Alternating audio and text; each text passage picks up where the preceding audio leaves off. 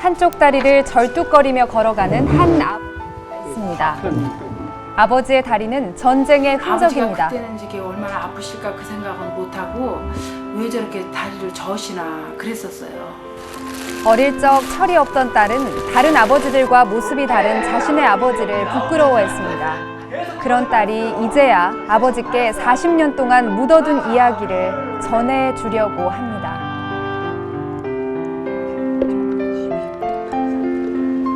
인천시 중구 신흥동. 딸에게 폐가 될까 딸 집에서는 식사도 안 하시는 아버지가 오늘은 점심 식사를 하고 간다는 말에 딸은 아버지가 좋아하는 반찬들로 정성스럽게 식사를 준비합니다. 잘 오시지는 않는데 오셔서 식사 그런 거 안 하세요. 그냥 과일 조금 잡수고 그리고 그냥 가시지. 딸네 집에 오셔서 한참 계시지 않아요. 옛날 어른이라 아들밖에 모르셔요. 딸네 집은 다니면 사위들한테 이제 개개 치는 줄 알고 안 오셔요. 오랜만에 마주한 부녀지간의 자리. 아버지 거기다 놓으세요. 그리고 살가운 딸의 말에도 묵묵부담인 아버지. 하지만 이들 부녀지간에는 특별한 이야기가 있습니다. 큰딸내미 세상에 나오던 날 나오면서 한 3개월도 못 됐을, 한 3개월쯤 됐을 거예요. 그래가지고 6.25에 나가지고 그냥 그런 살다가 나갔어요. 1950년 한국전쟁이 발발하고 6개월 후인 12월, 25살이었던 아버지는 아무 준비도 없이 아내와 어린 딸을 두고 군에 입대했습니다.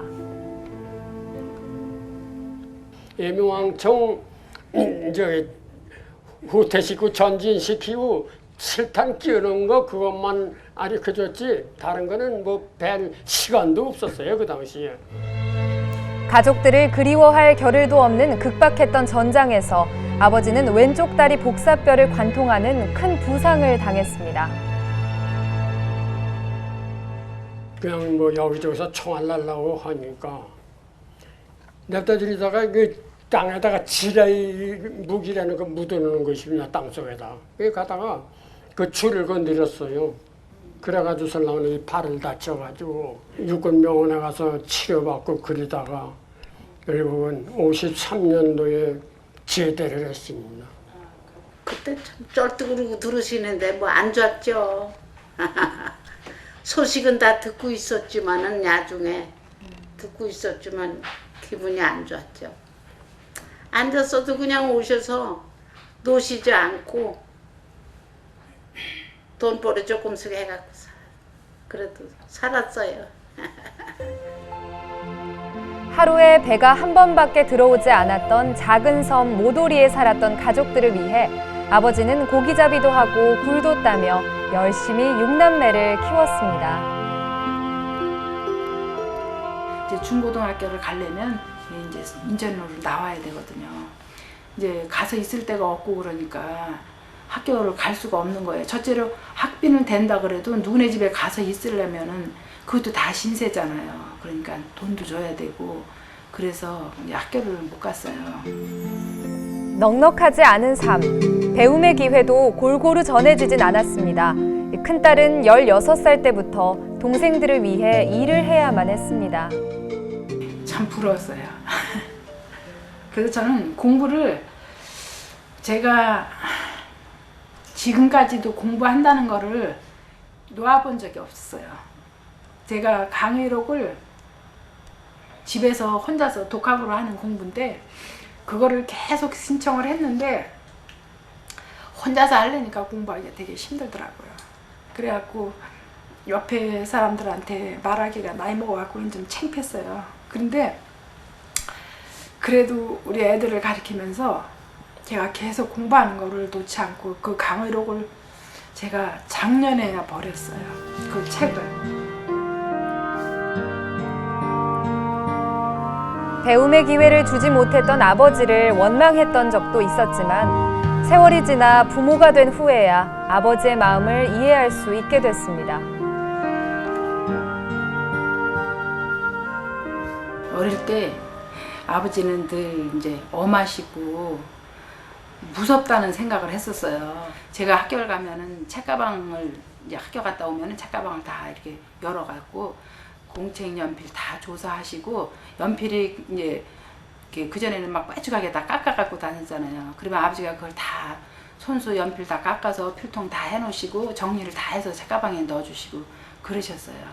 그때는 그래도 그 어린 내 마음이 아버지가 자상하시다는 거를 별로 모르고 그냥 아버지가 무섭구나 그런 생각만 했었거든요. 그랬는데 내가 결혼을 해가면서 아 우리 아버지 같이 자상하신 분이 없구나. 얼마 전 딸은 용기를 내어 아버지께 편지를 전했습니다. 아버지를 생각하며 편지를 썼다가 지우기를 수십 번. 아버지가 돌아가시기 전에 꼭 용서를 빌고 싶었습니다.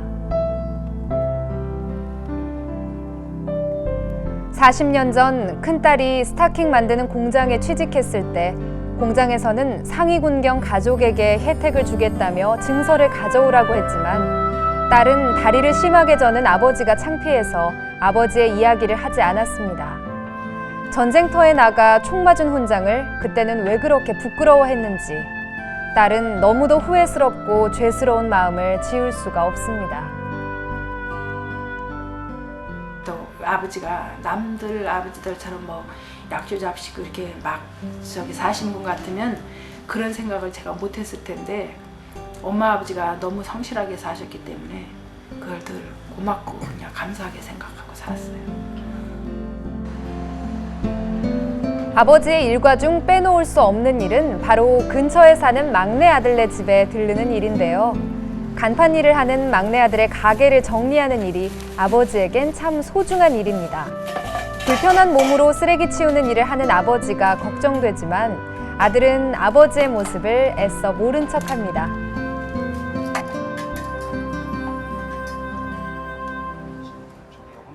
저희 집에 하루에 한 두세 번씩 들르시는데 시간 나실 대로 이제 사실 제가 일을 하고 나면 이제 쓰레기가 많이 남잖아요. 이거를 제가 치울 수가 없어요. 아버님이 오셔서 이제 그게 치우시는 게 낙이세요. 그게 만약에 너무 깨끗해 있으면 정리가 돼 있으면은 이제 아 일이 없는가 보다 하고 걱정을 하셔요 아버님. 정리하시는 게 일이시지만 그게 낙이신 것 같아요. 와서 그냥 일하는 모습 보시고 그걸 보셔야 또 일 있는 거라고 안정하시는 것 같아요.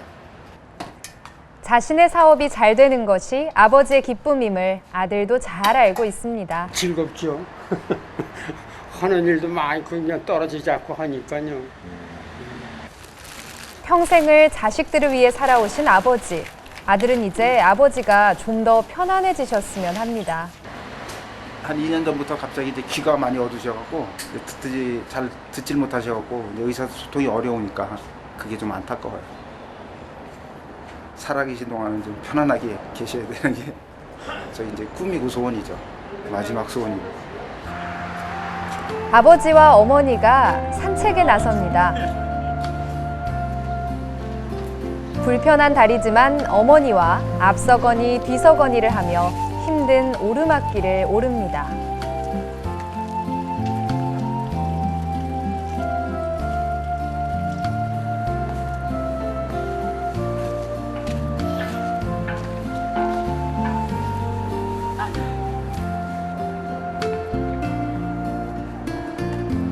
팔순의 노부부에게 짧은 거리의 산책도 힘에 부칩니다.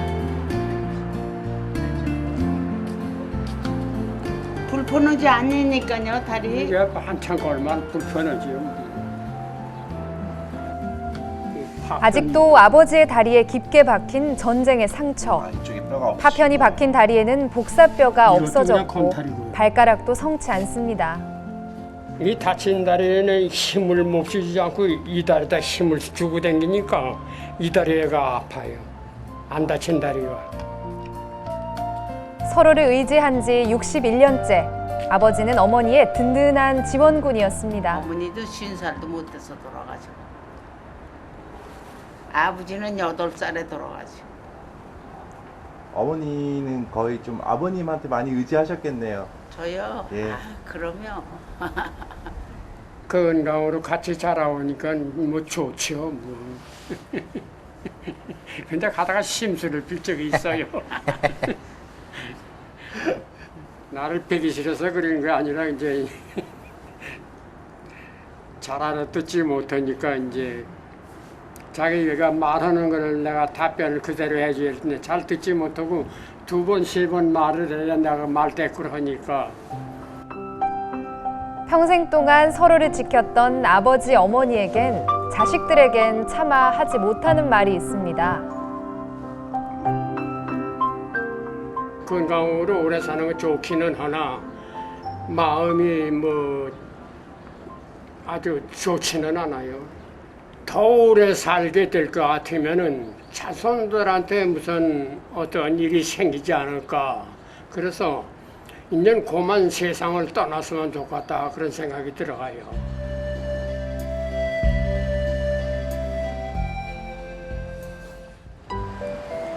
이날 오후 큰딸이 아버지 어머니를 위한 작은 선물을 준비했습니다.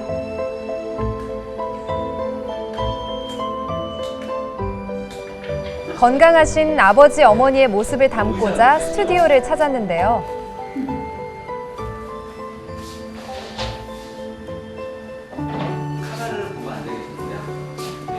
스튜디오에서의 촬영은 처음인 아버지 어머니는 어색하기만 하고 반대로 딸은 설레기만 합니다. 됐습니다. 어머니도 고개를 살짝 하시고요. 아버님 손을 살짝 당겨주시고요. 됐습니다. 하나, 둘, 셋.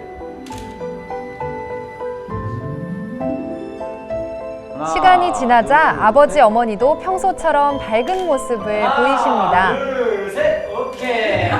어머니 표정 최고. 어머니 표정 최고 지금. 딸은 한 장의 추억이 될 아버지 어머니의 모습을 눈에 담기도 바쁩니다. 오케이. 하나, 둘, 셋. 좀 더 건강하셨으면 좋겠고 이제 엄마 아버지가 다 조금씩 잘 못 알아들으시니까 그게 좀 늘 마음이 아파요. 그리고 다른 사람들처럼 막 용돈 이렇게 팍팍 못 드리고 그러는 거. 오케이. 아버지 어머니는 더 이상 바랄 게 없다고 하지만 딸의 마음은 더 많이 못해드려서 항상 죄송한 마음입니다. 둘, 셋. 그런 딸의 마음을 아버지는 아실까요?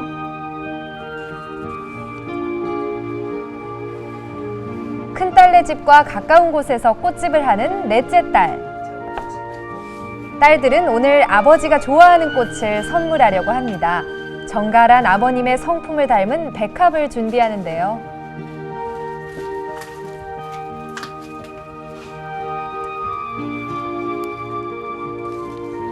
아버지에게 드리는 꽃이라 한 송이 한 송이 딸들의 정성이 더해집니다.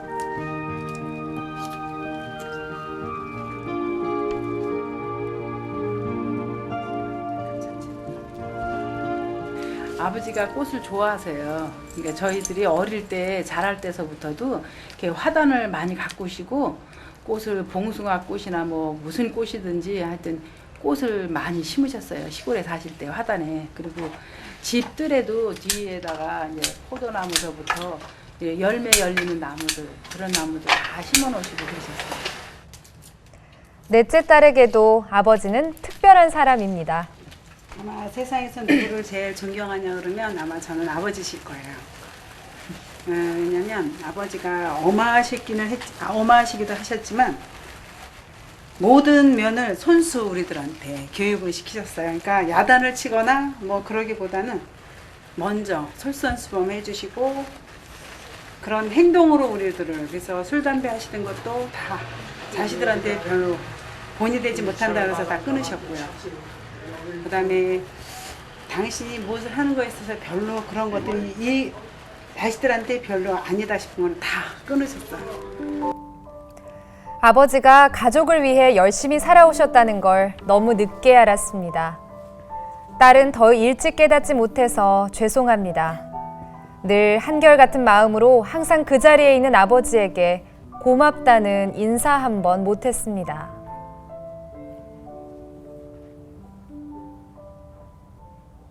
아버지, 엄마 고맙습니다. 저희들에게 늘 인자하신 모습으로 저희들을 키워주시고 지금까지 건강하셔서 정말로 감사합니다. 하나님 나라 가시는 날까지 건강하게 사시다가 가셨으면 좋겠습니다. 고맙습니다. 아버지가 자식들에게 보여준 것은 불편한 몸이 아니었습니다. 그건 가족들을 아끼고 보살피는 아버지의 마음이었습니다.